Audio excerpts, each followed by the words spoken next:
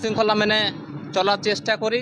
আমরা যে একটা দল করছিলাম তার কোনো অস্তিত্ব নেই, সেই দল ছেড়ে আমরা বিজেপি জয়েন করছি। এই যে ইউপি, এনার কোনো অস্তিত্ব নেই, এ দলের কোনো মাতা পিতা নেই, সেই জন্য সেই দল ছেড়ে আমরা বিজেপিতে জয়েন করছি। মুসলিম সমাজকে সমস্ত দলে তৃণমূলে বলতে আগে, এখন ধরুন এপিজিপি নাকি বলছেন হুমায়ুন সাহেবের দল এসছেন, ওনারা বলে যে মুসলিমরা যদি বিজেপি করতে যায় তা জয় শ্রীরাম বলতে হবে।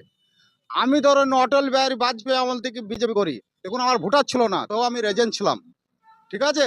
এইখানকার মধ্যে আমি সব থেকে পুরাতন। তা আমাকে পর্যন্ত আজ পর্যন্ত এনারা কোনোদিন আমাকে বলতে বলেনি যে জয় শ্রীরাম বলো। ওনারা বলছে তোমার যে ধর্ম তুমি করবা।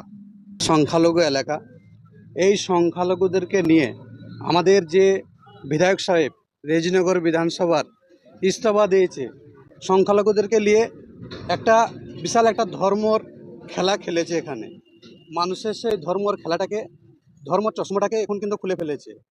এখন মানুষ চাইছে সবকা সাথ সবকা বিকাশ, সব মানুষ বুঝে গেছে আর হুমায়ুন কবিরের সঙ্গে নেই। এখানে মানুষ শান্তিতে বসবাস করতে চায়, শান্তিতে থাকতে চায়।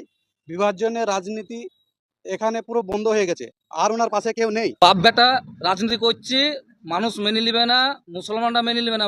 মুসলমানরা ওর সঙ্গে কেউ নাই।